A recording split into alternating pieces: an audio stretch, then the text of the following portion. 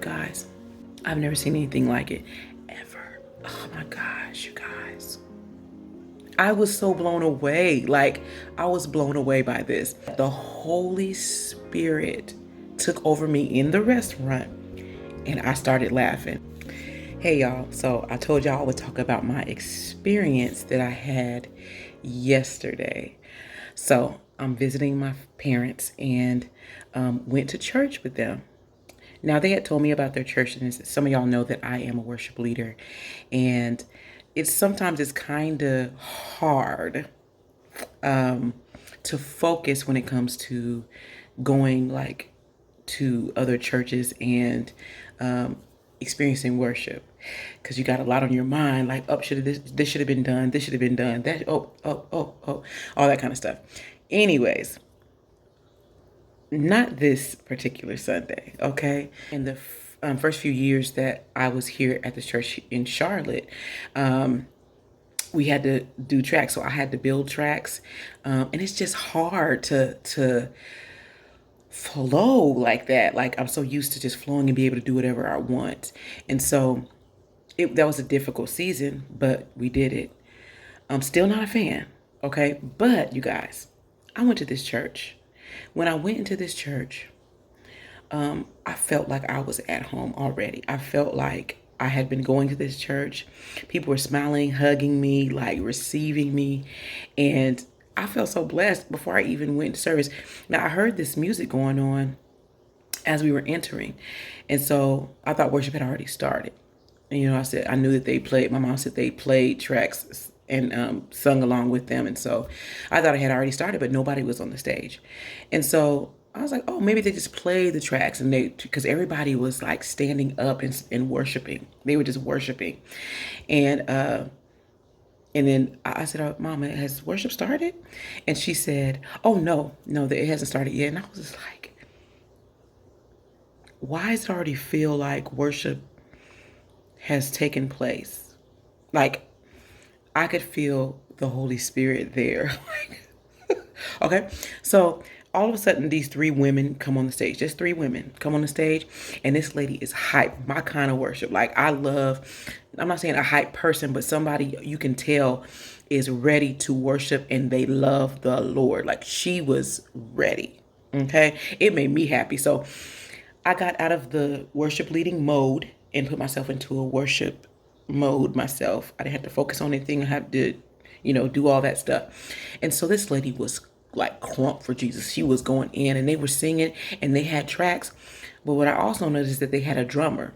He was playing along with the tracks. Mind you, this drummer had told the pastor, I know you don't have a keyboardist, but I feel like I need and am led to play with the team still. Long story short, they did two songs. The pastor came up, exhorted, and they went back into another song. Then the pastor came up and exhorted again, and then they went to another song. You guys, this carried on the whole service. And what I loved is that the church was worshiping. I mean, they were not men, women, children worshiping the Lord. And then the pastor finally came up, like, y'all, when I'm telling you, he asked them to play a song, which I love. Like, it's on my list now. I love it. And he just stood there and they played the song for him that the Holy Spirit had showed him the other day. And you guys, I was so overwhelmed. Like, I looked around and just saw people worshiping.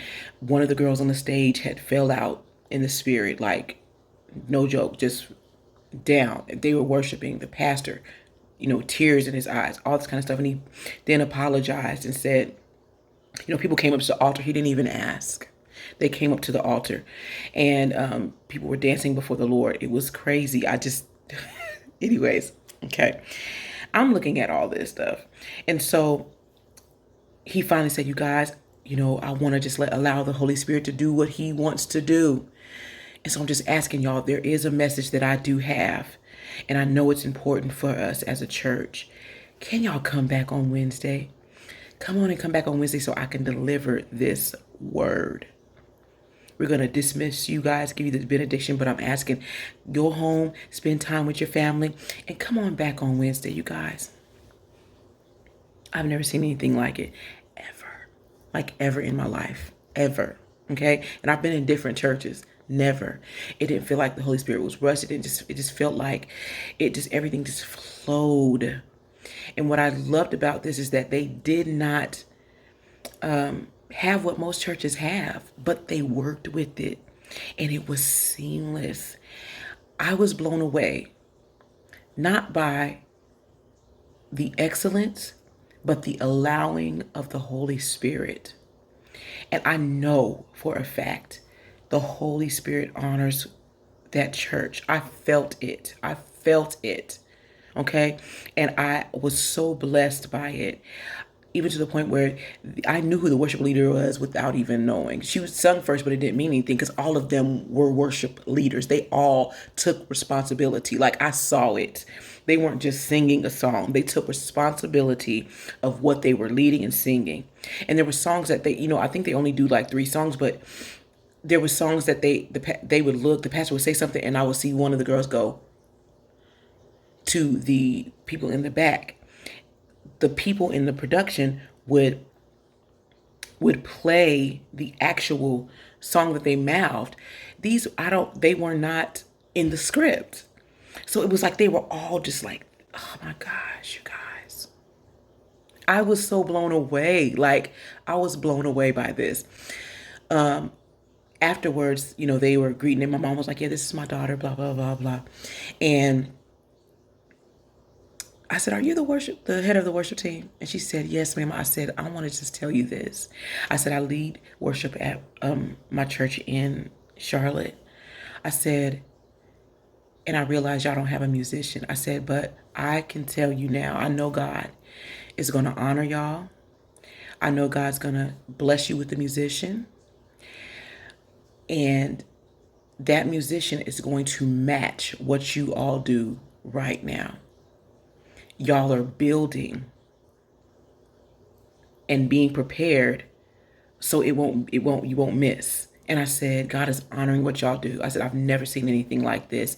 And I just wanted to encourage you. And she said, thank you so much. Let me make this part clear. What the Holy Spirit was showing me is that they were so on point in honoring and respecting who he is and worshiping him and dedication to the point that that person who's coming will just come on in and actually just go like this with them. So they got it together first. And this person will just come right in and fill the gap. Usually it's opposite. You have the musician and then the people, you have to find the right people to go with the musician. Not so in this case. They have already built the foundation and now the musician is going to be Holy Spirit filled and flow with them. I cannot wait to see what happens with them. You guys, it was to the point that I went to lunch with my parents afterwards and I was going to tell something to my mom and my dad, and I didn't realize I was so full already from what happened in church that the Holy Spirit took over me in the restaurant and I started laughing. And you guys, this was something I did as a child. The Spirit of laughter is what they call it. And maybe a year or two ago, I think a year ago, I hadn't felt that in years, since I was in college, possibly, maybe once. But the Spirit of laughter took over me. I was that full still. It matched my physical because I couldn't even really eat. Like I was so full.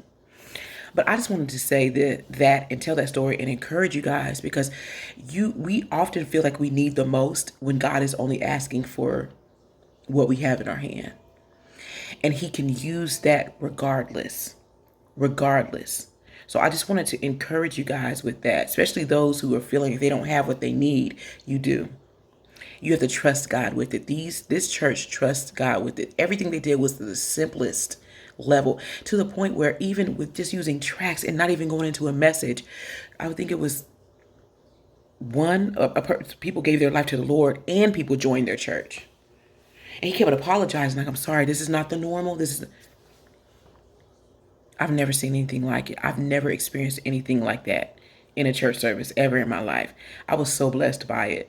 So I just want to encourage y'all, whether it's your church or business or family or whatever it is, whatever you have in your hand, allow God to use it and take it and just give it to him and allow him. We don't have to do the most. God can do whatever he wants, but if we're faithful to what he has given us, he will do the rest. That's all I wanted to say. And he will move. We don't have to conjure up the Holy Spirit. We don't have to force the Holy Spirit. Y'all, just give him what you have. Do what you have. Give it to him in your hands. Whatever you have, give it to the Lord. And that's what my season is going to look like. I know he showed me that to the point where I'm going to Bible study. At this, because what he's gonna preach about, I know it's gonna be for me. So I'm gonna ask my parents, "Are y'all mind? Could I'm gonna go to Bible study?" But yes, I love y'all. That's all I wanted to say. Have a good day. Bye.